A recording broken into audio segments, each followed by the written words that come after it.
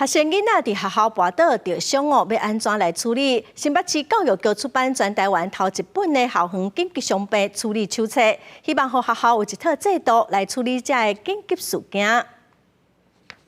合唱团的成员伫学校练习无细致跋倒受伤，亲像这种学校伤病事件是一直伫全台各地出现。即马新北市教育局是大声全台推出学校紧急伤病处理手册，提供各校规划紧急伤病处理机制指引。一旦出现之后，它是需要全校一起动员的前置作业的训练。他可能看到的时候，他需要怎么去协调？他会把每一个在学校端的角色职责都赋予他可以做的，学校去审视，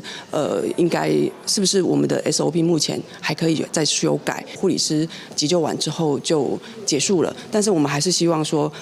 在学校的长官们都可以看到紧急伤病，然后应该要做预防，然后处理的状态。在手册内面提供一寡学校的处理规划和演练流程，搁设置紧急送医的通报表格，方便各校来采用。这是因为讲发生学校紧急伤病的时阵，黄金处理时间通常干那几分钟。学者和护理师认为讲，学校内面的每一个教职员拢爱做伙承担校安责任。救护箱，我们一个学校是25000块，那我们预计投入